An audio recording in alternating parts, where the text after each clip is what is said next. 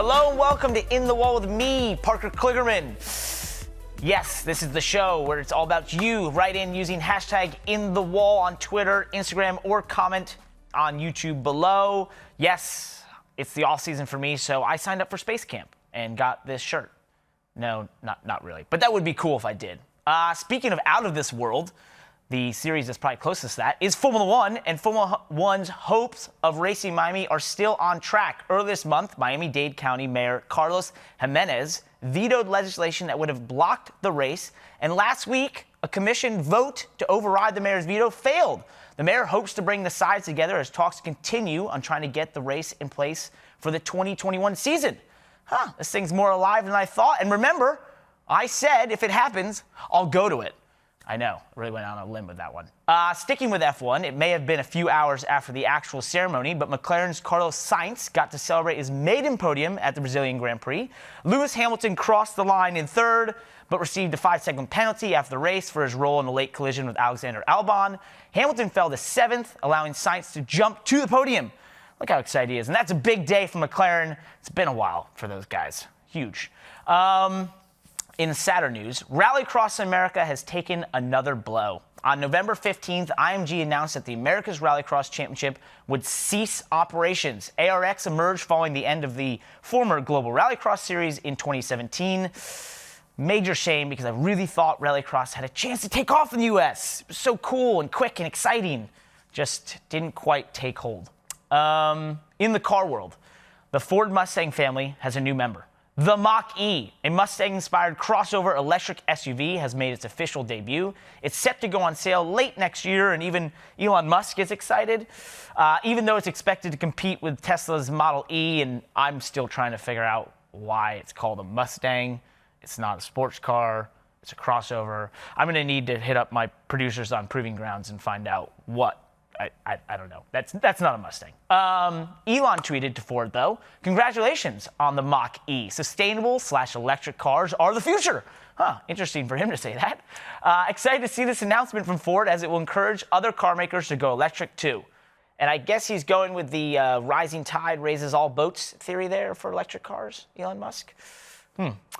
And then the biggest news of the week coming from NASCAR. Jimmie Johnson has announced that 2020 will be his last full-time season. And here's how some of racing's biggest names reacted, starting with Dale Earnhardt Jr. This man did it right from the start to finish, won everything and never changed who he was. I can't wait to spend next year observing the weekly celebrations of one of the greatest to ever do it. Really nice words there from Dale. Also, Dario Franchitti basically said he was an incredible competitor and that he can't wait to have drinks later. Hashtag chasing Nate. I think that's where he went with that. Also chiming in was Kyle Larson. Nobody I enjoy battling with more on the racetrack than 7-time. Hey, man, I battle you sometimes. The greatest driver of my generation. Look forward to 38 more races with you. And also, Denny Hamlin, from one of the best to never to one of the best ever. Thank you. I love that. Go, Denny. Well, here's my turn, all right? So even though we still have one more year of Jimmie Johnson racing full-time, if you're around my age and didn't feel a bit nostalgic watching him announce his retirement, I would click to the next YouTube video immediately. But if you did, well, then you realize we've witnessed one of the most incredible feats in motorsports history over the last 18 years. With 7 championships and 83 wins and 1 year left to raise those numbers to their own echelon. Those numbers, in my opinion, have to be weighted by the fact that they were obtained during the sport's most competitive and lucrative time ever. Jimmie Johnson joined the Cup Series as an unassuming gamble in 2002. Right as the sport entered the 2000s, it was on an absolutely meteoric rise, culminating with the most watched NASCAR race of all time, the 2006 Daytona 500. That year would start an insane run of 5 consecutive championships for Jimmie Johnson, including winning that Daytona 500 with 37 million people watching on TV. So why do I mention this? Because it reinforces that his rise to greatness occurred in front of the largest possible audience. This is why it's unbelievable that many fans at this time viewed him negatively. No matter how hard he tried to prove who he really was, it was always a struggle. He was called vanilla. His success was blamed for people's waning interest in the sport. He was blamed for inspiring young drivers to be corporate drones, whatever that means, which created a backlash for much of the sport's core fans. The thing is, to me, he was just misunderstood. As an impressionable young fan in the early 2000s, I chose Jimmie as my favorite driver, and right as I started to rise to the ranks in racing, he was dominating its top level. This made me want to be Jimmie because to me, he wasn't vanilla or boring. He was a winner. I wanted to be a winner. So that's why when I was making my Cup Series debut as a lowly Xfinity driver in 2013, it was shocking while Jimmie was in the midst of a championship battle, he was willing to give me his time and a ton of advice for my debut. I would use that advice to score my team's best finish. And in the subsequent years, I've only become more enamored with the 7-time champion. In my broadcasting, I've been able to spend more time around him. I've learned why so many close to him will say, he's the coolest guy around. It's true.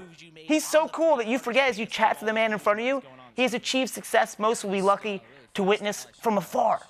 With the odd social post of taking shots off skis or the stories of epic parties, it's always perplexed me this coolness didn't come across on TV. And the funny thing is, if you ask the media, they will tell you he's the most gracious of drivers. I witnessed this on a sweltering hot day in New Hampshire when Jimmie had an issue and was knocked out of good finish.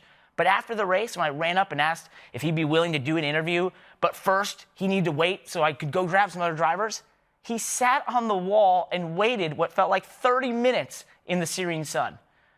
2 other, younger and less successful drivers bolted from their cars and refused to give us an interview that day. Jimmie cared to give us his time when no one would have blamed him for running away.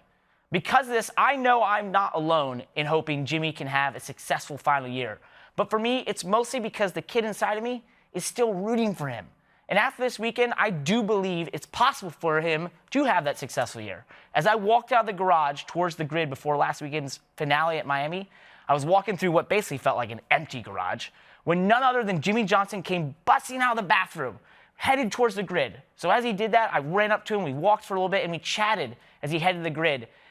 And then eventually had to run away from me because ceremonies were starting. But the thing I took from it was he seemed upbeat, excited, enthusiastic. More like a kid just starting out and less like the greatest of all time getting ready to tell the world he was retiring from full-time competition.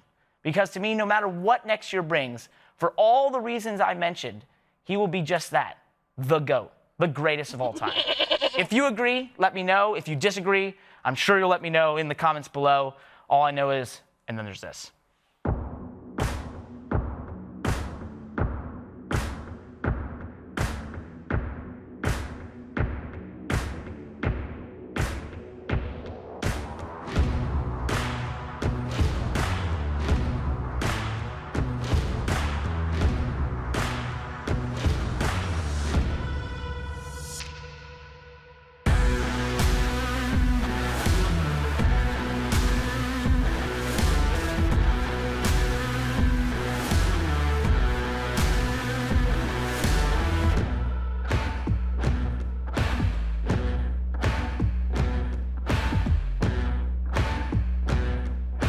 Right, dipping into the mailbag this week, we start with a comment from YouTube from Smoking Puppy 8416.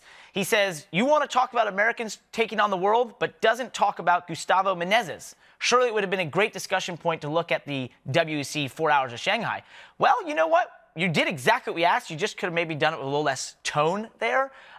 So you know what? You are right. We should say congratulations to Gustavo winning that race outright for Rebellion Racing and beating Toyota. That was huge. Great job. Love to see a young American like that succeeding at the top level of sports car racing. We head on to the next comment from YouTube.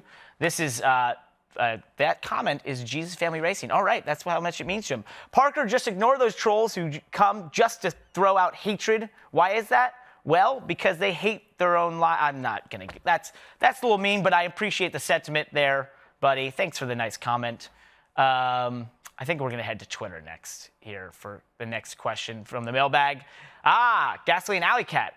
Parker, I respect you, but ever consider what it's like as a motorsport official at large? It's not easy while we do our best to make it fair for everyone. I challenge you to experience that side of the sport, even if it's an SCCA weekend. Hashtag in the wall, hashtag volunteer marshal. All right, so I don't mean marshals, those that go out there and volunteer their time to keep us safe and obviously, sometimes be the corner workers, work the flags, obviously have the fire extinguishers. I very much respect you guys. I'm just talking simply about officials who find themselves wanting to be a part of the result of the race, constantly want to micromanage racing. I don't like that when I talk about not liking officials. That's what I mean. Our last question here from Twitter, Daniel Schwartz. What's that little notch in the top of the spoilers 3 inches from the left side? Always wondered this. Love the show. # in the wall. All right, so what Daniel meant was on Cup cars, there's the metal spoiler, and then it goes to sort of the plexiglass, whatever it is, plastic portion that's see-through, and there's a notch in it. Well, I did not know the answer to this. So I texted on my handy phone device here, my car chief, AJ, and he was able to tell me that this is basically, as I bring it up here, that is where the height stick goes so that they can measure each car equally when going through height sticks in technical inspection. So there you go, bud. Now you have the answer. I like that question. Basically, that was the type of stuff that really you could only find here on #InTheWall. So guess what? Remember to use #InTheWall, or just hit me up directly on Twitter or Instagram or in the comments below. I'll be responding to the comments. Look for Parker's Parking Lot YouTube channel. And just remember, subscribe to Motorsports on NBC YouTube channel. Check out NBCSports.com for more motorsports content. Thank you for watching. Welcome to the off season.